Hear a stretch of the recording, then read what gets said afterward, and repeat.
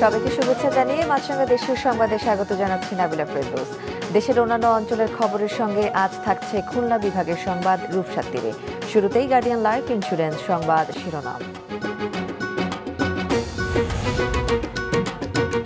মুক্তির 1 মাস পর কক্সবাজারের উপকূলে পৌঁছালো এমভি আবদুল্লাহ। সন্ধ্যার পর ভিড়বে কুতুবদিয়া বহির্নোঙরে, অধীর অপেক্ষায় নাবিকদের স্বজনেরা।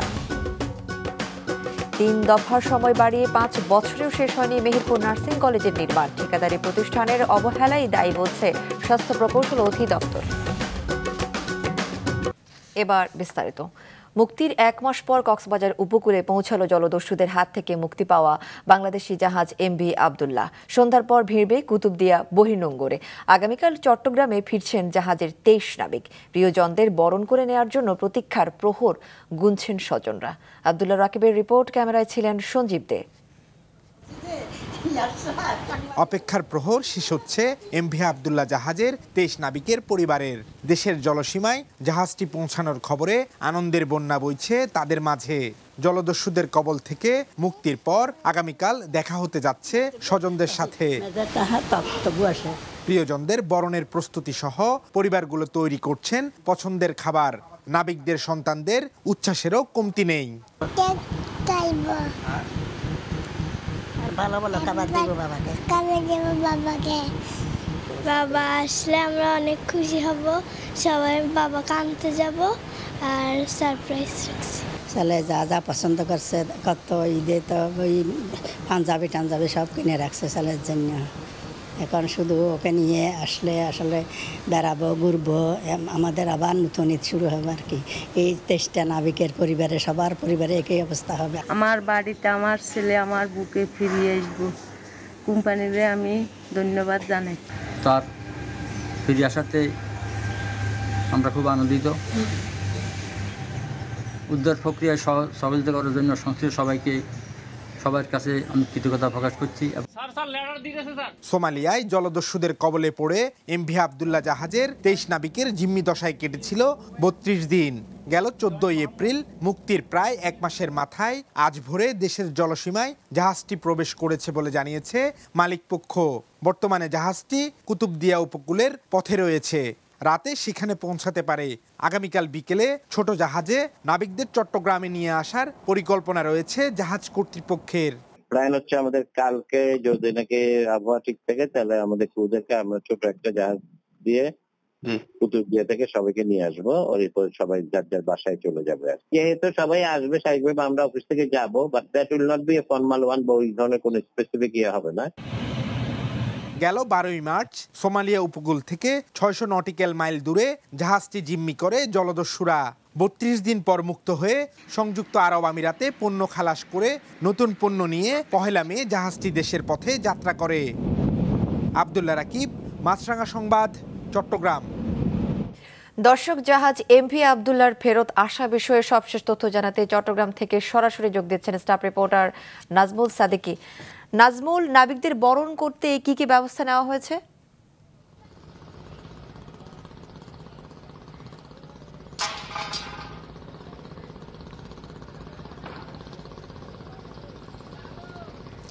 নাবিকরা চট্টগ্রাম এসে পৌঁছাবে ঠিক আমাদেরকে যেটি জানিয়েছেন আগামীকাল বিকেলের দিকটাতে। সময় ঠিকমতো বলতে পারেনি ক্যাসাইন করতে হবে, কারণ হচ্ছে চট্টগ্রাম বন্দরের কর্ণফুলী নদী দিয়ে যে জাহাজগুলো প্রবেশ করে সেগুলো আসলে জোয়ার ভাটার উপর নির্ভর করে। সেটির উপর ভিত্তি করে হয়তো কিছুটা আগে পরে হতে পারে, সেজন্য সময় বলেনি, তবে বিকেলের দিকে জানিয়েছেন। এবং ক্যাসাইন কর্তৃপক্ষ যেটি জানিয়েছেন যে আগামীকালকে শুধুমাত্র নাবিকদের যে পরিবার তাদেরকে তারা বলেছেন তারা আসবেন, তাদের কাছে হস্তান্তর করবেন এবং বড় রকমের কোনো আনুষ্ঠানিকতা করবেন না, কারণ নৌ মন্ত্রণালয় থেকে তাদেরকে অনুরোধ করা হয়েছে 8 থেকে 10 দিন পর আনুষ্ঠানিকভাবে বড় করে আয়োজন করে তারা সংবর্ধনা দিবেন। কিন্তু কালকে যেটি হবে মূলত যে নাবিকরা রয়েছেন তাদের স্বজনদের ডাকা হয়েছে তাদের কাছে হস্তান্তর করবেন এবং তারা সরাসরি এখান থেকে তাদের বাসায় চলে যাবেন কালকে। এবং এই নাবিকদেরকে নিয়ে আসার জন্য জানিয়ে রাখি কুতুবদিয়াতে আজকে সন্ধ্যার পরে জাহাজটি পৌঁছতে পারে বলেছেন এবং ওই জাহাজে যেহেতু এই নাবিকদেরকে নিয়ে আসবে জাহাজটি ওখানে কয়লা কিছুটা খালাস করার জন্য কয়েকদিন থাকতে হবে, সেজন্য এখান থেকে রিপ্লেস কিন্তু আজকেই চলে যাচ্ছে এবং যারা এখান থেকে যাচ্ছে তাদের হাতে দায়িত্ব বুঝিয়ে দেওয়ার পরই কিন্তু এই জিম্মি হওয়া নাবিকরা চট্টগ্রামের দিকে নিয়ে চলে আসবেন, তাদেরকে নিয়ে আসা হবে।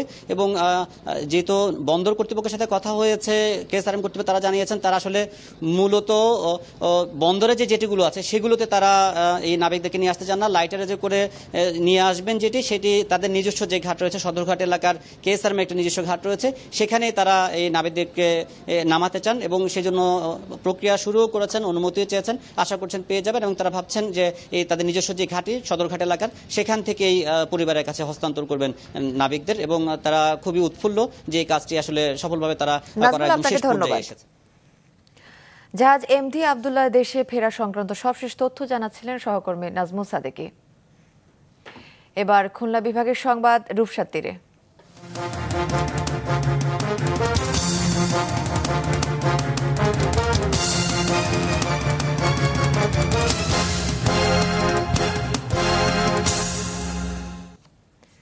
দীর্ঘ প্রায় 5 বছরেও নির্মাণ কাজ শেষ হয়নি মেহেরপুর নার্সিং কলেজের। 3 দফার সময় বাড়িয়ে কাজ শেষ হওয়ার কথা ছিল এ বছর জানুয়ারিতে। এর জন্য ঠিকাদারি প্রতিষ্ঠানের অবহেলাকে দায়ী করছে স্বাস্থ্য প্রকৌশল অধিদপ্তর। Desk report. 2019 সালের এপ্রিলে শুরু হয় 180 শিক্ষার্থীর ধারণ ক্ষমতা সম্পন্ন মেহেরপুর নার্সিং কলেজের নির্মাণ কাজ, কিন্তু নির্দিষ্ট সময়ে কাজ শেষ করতে পারেনি ঠিকাদারি প্রতিষ্ঠান। এরপর কয়েক দফা বাড়িয়ে হস্তান্তরের সময় 2024 সালের জানুয়ারি নির্ধারণ করা হলেও কাজ শেষ হয়নি এখনো। এর জন্য ঠিকাদার সহ সংশ্লিষ্ট প্রতিষ্ঠানের গাফিলতিকে দায়ী করছেন এলাকাবাসী। যে সেবার মানটা অনেকটাই উন্নত হতো যদি এই কলেজটা চালু হয় এখানে, তাহলে যারা বিএসসি মাস্টার্স এখানে করতে পারবে, আমাদের সেবার মানটা আরও বেশি বাড়বে। এখান থেকে উচ্চশিক্ষা পাইলে আমাদের নতুন যারা আসবে, যারা বিএসসি করতে চায়, এমএসসি করতে চায়, তাদের এই ভোগান্তি হবে না। মেহেরপুর বাস হিসাবে যে কাজের গতি দেখি, এই কাজের গতিতে আদেও যে এই কাজ শেষ হবে কবে এটা কিন্তু বলা খুব মুশকিল। স্বাস্থ্য বিভাগের প্রতিনিধি হিসাবে আমি প্রতিনিয়ত এটির খোঁজখবর নিচ্ছি এবং এটি বাস্তবায়ন করছে হচ্ছে কি হেলথ ইঞ্জিনিয়ারিং ডিপার্টমেন্ট, এবং তাদেরকে আমরা বারবার তাগাদা দিচ্ছি, কারণ এটি যত দ্রুত সম্পন্ন হবে তত মেহেরপুরবাসী তত পুরা দেশের উপকার হবে। ঠিকাদার প্রতিষ্ঠান 80% কাজ শেষ হয়েছে বলে দাবি করলেও এখনো চলছে ঢালাইয়ের কাজ। আরও সময় চেয়ে আবেদন করা হবে বলে জানায় প্রতিষ্ঠানটি। মোটামুটি 80% কাজ আমাদের সমাপ্ত হয়েছে, আর আমরা ধারণা করতেছি যে আগামী 3 থেকে 4 মাসের ভিতরে আমরা কাজটা সম্পূর্ণভাবে শেষ করতে পারবো। আমরা চেষ্টা করব যে এই আগামী 3 থেকে 4 মাসের ভিতরে কাজটা সম্পূর্ণভাবে শেষ করার জন্য। যদি এর ভিতরে যদি আমরা কোনো কারণবশত যদি শেষ না করতে পারি, হয়তো আমাদের টাইম এক্সটেনশন অফিসের সাথে কথা বলে টাইম এক্সটেনশন হয়তো করা লাগতে পারে। ঠিকাদারি প্রতিষ্ঠানের গাফিলতিতে জরিমানার বিধান রয়েছে বলে জানায় স্বাস্থ্য প্রকৌশল অধিদপ্তর। কন্ট্রাক্টর যে দরখাস্ত দিয়েছেন তাতে তিনি অঙ্গীকারবদ্ধ সেই টাইমের মধ্যে কাজ শেষ হবে। যদি কাজ শেষ না হয় আমরা 1 মাস পূর্বেই আমাদের ঊর্ধ্বতন কর্তৃপক্ষকে জানাবো যে কাজটা শেষ হবে না।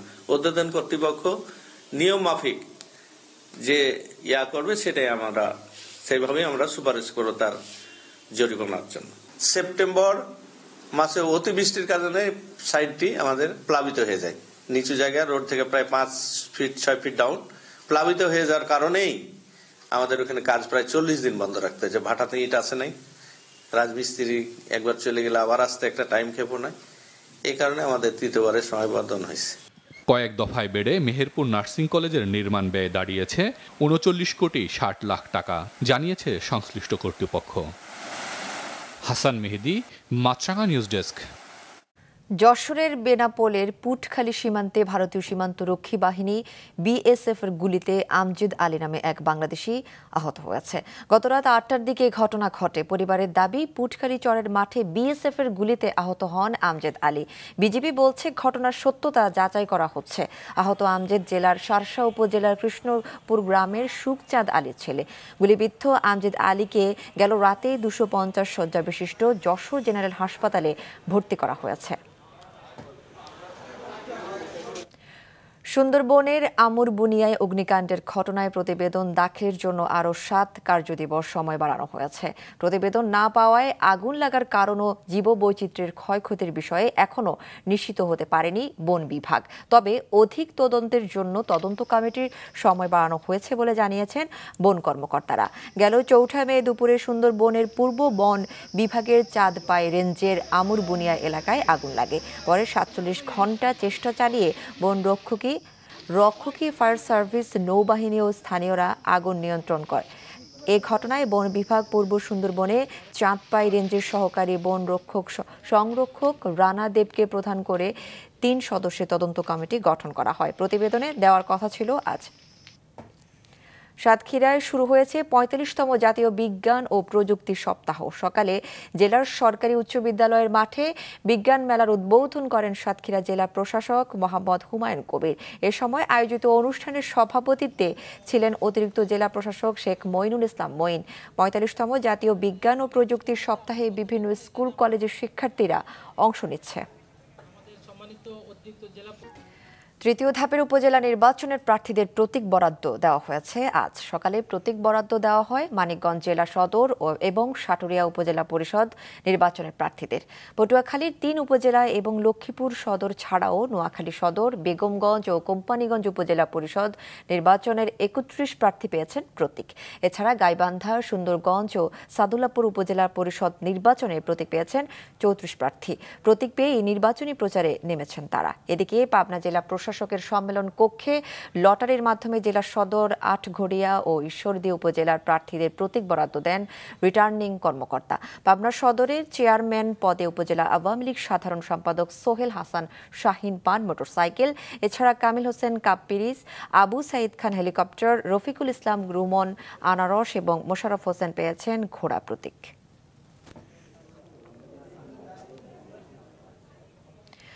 যশোর ও রাজশাহীতে হঠাৎ বেড়েছে ডায়রিয়া রোগীর সংখ্যা। সামাল দিতে হাঁপিয়ে উঠছে হাসপাতালগুলো। পর্যাপ্ত বেড না থাকায় অনেকে চিকিৎসা নিচ্ছে মেঝে ও বারান্দায়। রাজবাড়ীতে দেখা দিয়েছে ওষুধ ও স্যালাইন সংকট। ডেস্ক রিপোর্টে বিস্তারিত। যশোর জেনারেল হাসপাতালে ডায়রিয়া আক্রান্ত হয়ে গেল 24 ঘন্টায় নতুন রোগী ভর্তি হয়েছেন 11 জন। আউটডোরে চিকিৎসা নিচ্ছেন অনেকে।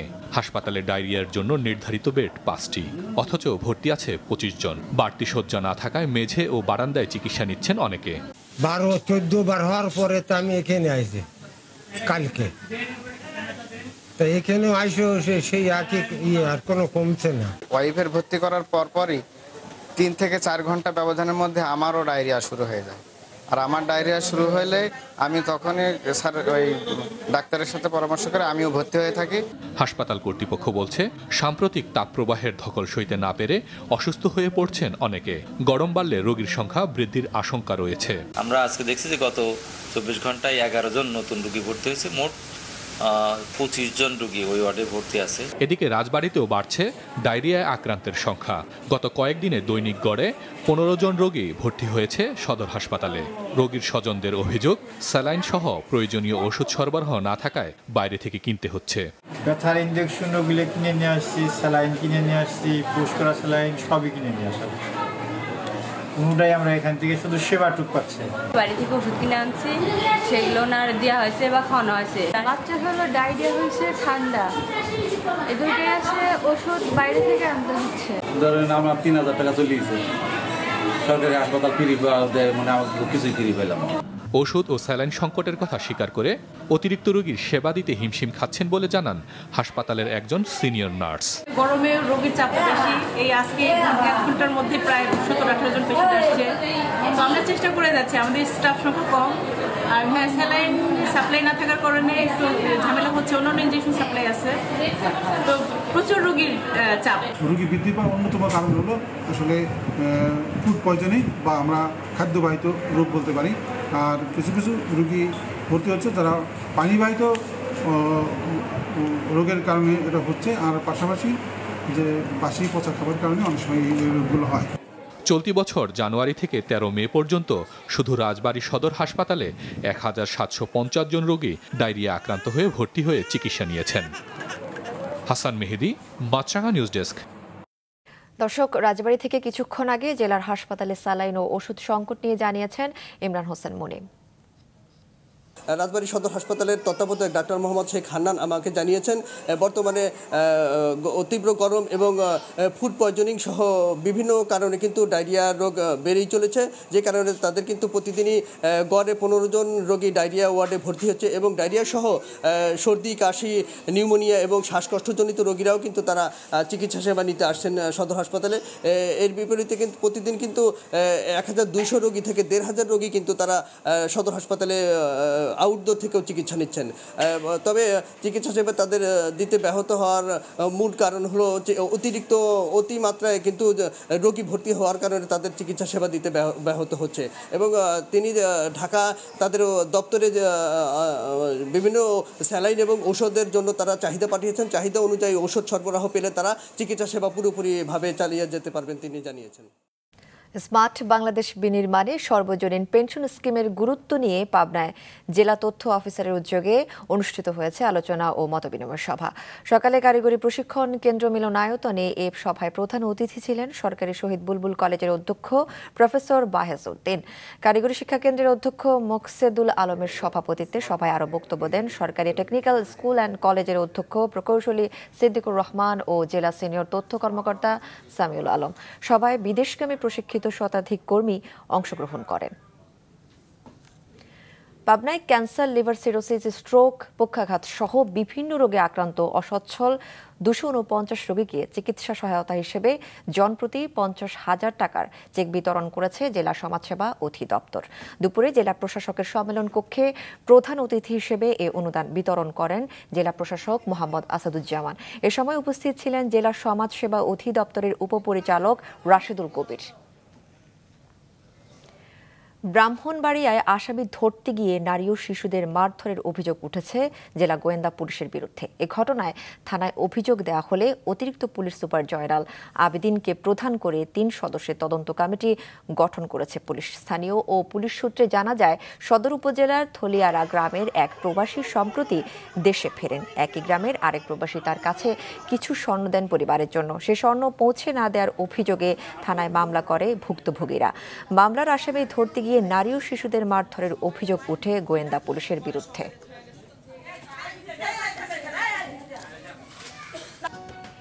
এবার টমেটো আবাদ করে লাভবান হচ্ছেন রাজবাড়ীর চরাঞ্চলের কৃষকরা।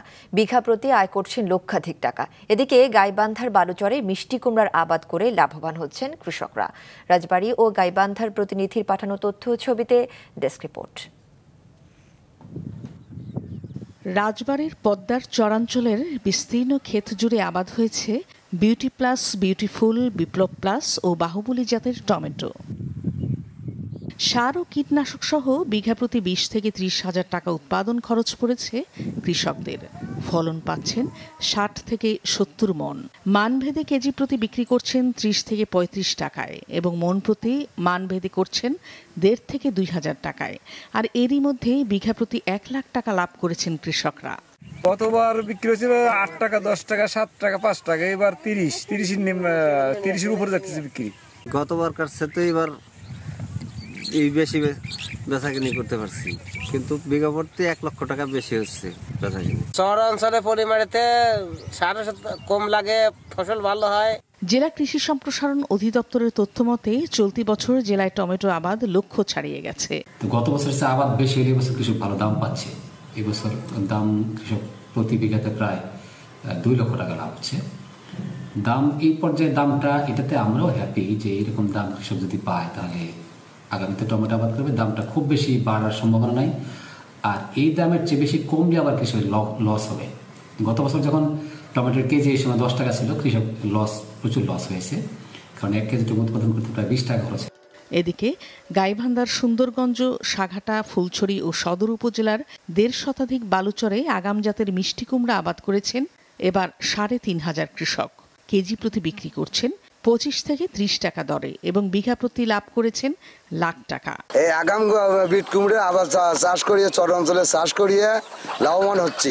আগাম বিট কুমড়াটা আমরা যে করছি, মনে করেন যে টাটকা টাকা পাইতেছি বা বিক্রি করতেছি, চরাঞ্চলে থেকে আবার আনতেছি, এখানে বাজারজাত করতেছি, বিভিন্ন জায়গাতে যেতেছি এখান থেকে। 4 বিঘার মধ্যে মানে খরচটা কোনো মতে উঠবে। 4 বিঘায় খরচ হয়েছে আমার 72,000 টাকা।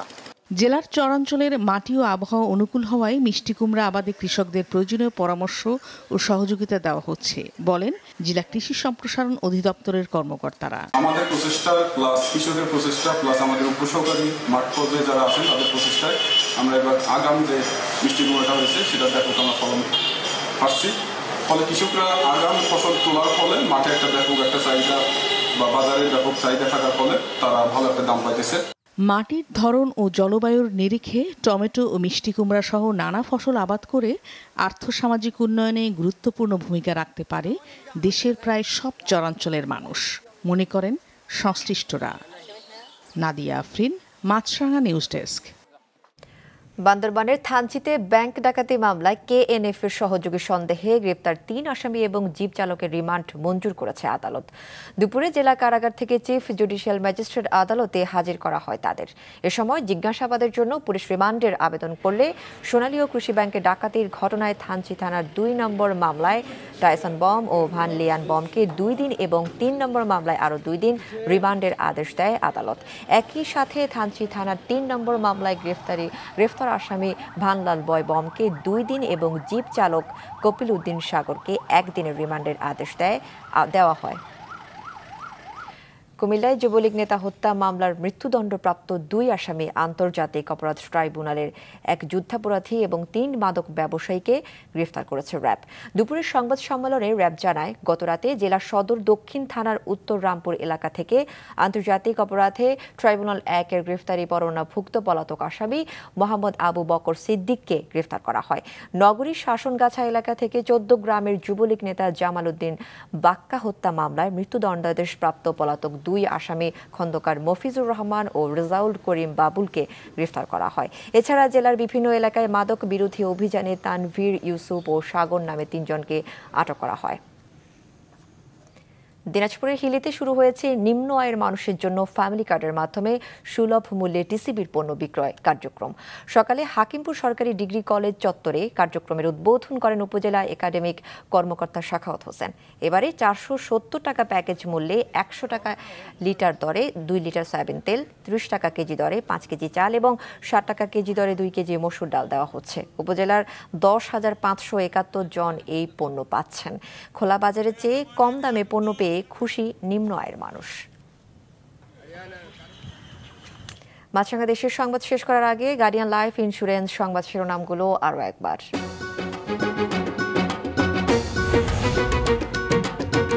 মুক্তির 1 মাস পর কক্সবাজার উপকূলে পৌঁছালো এমভি আব্দুল্লাহ। সন্ধ্যার পর ফিরবে কুতুবদিয়া বহির্নোঙরে। অধীর অপেক্ষায় নাবিকদের স্বজনেরা। 3 দফার সময় বাড়িয়ে 5 বছরেও শেষ হয়নি মেহেরপুর নার্সিং কলেজের নির্মাণ। ঠিকাদারি প্রতিষ্ঠানের অবহেলায় দায়ী বলছে স্বাস্থ্য প্রকৌশল অধিদপ্তর। যশোর ও রাজবাড়ীতে হঠাৎ ডায়রিয়ার প্রকোপ। হাসপাতালে পর্যাপ্ত বেড না থাকায় চিকিৎসা হচ্ছে মেঝে ও বারান্দায়। রাজবাড়ীতে ওষুধ ও স্যালাইন সংকট। এ ছিল এখনকার মতো। ফেসবুকে আপডেট পেতে ভিজিট করুন মাছরাঙা টেলিভিশনের পেজে। ইউটিউব চ্যানেলেও দেখতে পারেন আমাদের সংবাদ প্রতিবেদন ও অনুষ্ঠান। আমাদের পরবর্তী সংবাদ সন্ধ্যা 7টায় দেখার আমন্ত্রণ রইল।